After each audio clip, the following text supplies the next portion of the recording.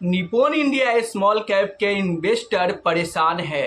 क्यों? क्योंकि उनका कहना है कि Nippon India small cap fund का यूएम साइज बहुत बड़ा हो चुका है, जिसके चलते अब आगे चल के इस स्मॉल कैप फंड का रिटर्न स्लो हो जाएंगे।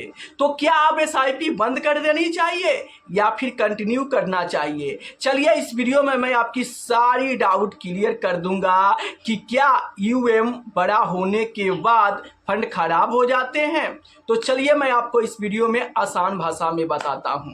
देखो, सबसे पहले आप इस बात को समझो कि Nippon India small cap fund के फंड मैनेजर समीर रच है और उनको इस फंड का यूएम साइज बड़ा होने से कोई दिक्कत, कोई परेशानी नहीं है। क्यों नहीं है? क्योंकि उन्होंने हाल ही फिलहाल में Nippon India small cap fund के एसआईपी अमाउंट को 4 गुना बढ़ा दिया है। जी हाँ, पहले Nippon India small cap fund में पर डे पर पैन कार्ड 50,000 रुपये की एसआईपी की लिमिट थी और अब एसआईपी की लिमिट को बढ़ाकर उन्होंने पर डे पर पैन कार्ड 2 लाख रुपए तक कर दिया है। आसान भाषा में अगर मैं आपको बताऊं तो निप्पॉन इंडिया स्मॉल कैप के फंड मैनेजर ने अपने एसआईपी के लिमिट को सीधे 4 गुना बढ़ा दिया है। वहीं पर मंथ, एक महीने में निप्पॉन इंडिया स्मॉल कैप में आप एसआईपी के जरिए पहले 11,50,000 रुपये तक जमा कर सकते थे, लेकिन अब निप्पॉन इंडिया स्मॉल कैप में एक महीने में आप एसआईपी के जरिए 50 लाख रुपये तक यहां पर इन्वेस्टमेंट कर पाओगे। तो सीधे एसआईपी अमाउंट को 4 गुना बढ़ा दिए हैं। क्यों? क्योंकि फंड मैनेजर को कोई दिक्कत नहीं है, कोई प्रॉब्लम नहीं है। तो आप सोचो कि जो Nippon India small cap fund को मैनेज कर रहे हैं यहाँ पर समीर रच जी, जब उनको कोई दिक्कत प्रॉब्लम नहीं है तो फिर इन्वेस्टर को क्यों परेशान होना चाहिए? अगर फंड मैनेजर को दिक्कत होता तो क्या अपने एसआईपी अमाउंट को 4 गुना ज़्यादा बढ़ाते? बिल्कुल नहीं बढ़ाते। और देखो, यहाँ पर कुछ लोग ये भी कहते हैं कि अगर फंड मैनेजर को दिक्कत नहीं है तो फिर लमसम इन्वेस्टमेंट क्यों बंद करके रखे हैं? तो देखो, आप आसान भाषा में आप समझो कि बहुत सारे स्मॉल कैप फंड है जिसका यूएम साइज छोटे होने के बावजूद भी फंड मैनेजर लमसम पे बंद कर देते हैं। जैसे टाटा स्मॉल कैप में पहले लमसम बंद कर दिए गए थे, इसका तो यूएम साइज कम ही है। आईसीआईसीआई स्मॉल कैप में भी लमसम बंद कर दिए गए थे, इसका भी तो यूएम छोटे थे। अगर मैं एसबीआई स्मॉल कैप फंड की बात करूं तो इसका UM size Nippon India small cap fund से आधा है, फिर भी फंड मैनेजर सबसे पहले एसबीआई स्मॉल कैप फंड में लमसम बंद करके रखे हैं। और चौंकाने वाली बात यह है कि सिर्फ लमसम नहीं, एसआईपी पर भी रोक लगा के रखे हैं। अब पर मंथ पर पैन कार्ड 25,000 रुपये से ज़्यादा एसबीआई स्मॉल कैप में एसआईपी नहीं कर पाओगे।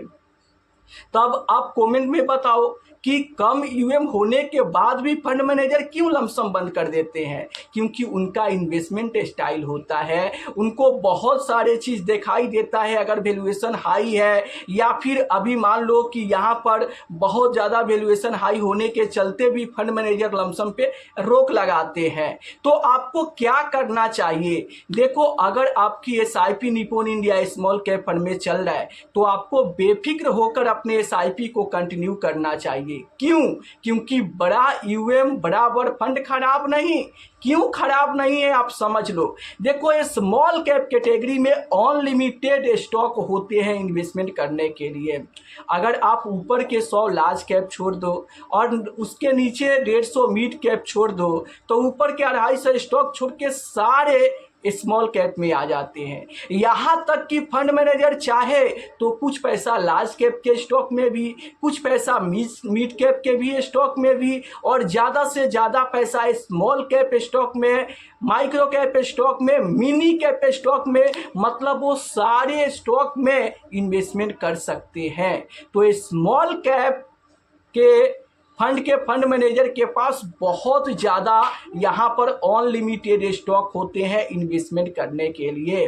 तो वो चाहे तो थोड़ा लार्ज कैप में, मिड कैप में, स्मॉल कैप में, माइक्रो कैप में, मिनी कैप फंड में भी इन्वेस्टमेंट कर सकते हैं। तो अनलिमिटेड स्टॉक होने के चलते फंड मैनेजर को कोई दिक्कत और कोई प्रॉब्लम नहीं है। तो अगर आपके भी दिमाग में ये बात चल रहा है कि Nippon India small cap fund का यूएम साइज अब 72,000 करोड़ का हो चुका है, आगे चलकर रिटर्न स्लो हो जाएंगे, तो ये आपकी डाउट है, क्योंकि फंड मैनेजर को कोई दिक्कत नहीं है, कोई प्रॉब्लम नहीं है। फंड मैनेजर अभी भी इस फंड को बेहतरीन तरीके से मैनेज कर रहे हैं और इन्वेस्टर को बेहतर रिटर्न बनाकर दे रहे हैं। अब आप लोगों का कहना है कि यूएम बड़ा होने के चलते क्या रिटर्न खराब हो जाएंगे? तो देखो, रिटर्न तो छोटे यूएम वाले फंड का भी रिटर्न कभी कभी गिर जाते हैं। अभी अगर मैं टाटा स्मॉल कैप फंड की बात करूं तो आप देखो, सबसे बुरा हालात इनका है और सबसे ज़्यादा गिरावट देखने को मिल रहा है, जो कि इसका तो यूएम साइज बड़ा नहीं है। फिर भी आप देखोगे तो पिछले एक साल में -9% का सबसे ज़्यादा नुकसान इन्वेस्टर को दिया है। क्यों दे रहा है, क्यों दे रहा है, आप नीचे कमेंट में बताओ, जबकि उसका तो यूएम साइज बड़ा नहीं है। तो यहाँ पर ये होता है कि टाटा स्मॉल कैप फंड ने जहाँ पे पैसा, जिस स्टॉक में पैसा इन्वेस्टमेंट करके रखे हैं, वहाँ पे तेज गिरावट होने के चलते टाटा स्मॉल कैप में तगड़ा गिरावट देखने को मिल रहा है। तो यूएम साइज बड़ा होने से फंड खराब नहीं होते हैं। अगर फंड मैनेजर सही तरीके से मैनेज कर रहे हैं तो कोई दिक्कत, कोई प्रॉब्लम नहीं है। अब यहाँ पर इन्वेस्टर के मन में एक और सवाल आते हैं कि फंड मैनेजर ने यहाँ पर 200-250 स्टॉक अपने पोर्टफोलियो में रखे हैं, तो ये तो इंडेक्स जैसा हो जाते हैं। तो देखो, आपको इसको लेकर बिल्कुल भी टेंशन में नहीं आना चाहिए। क्यों?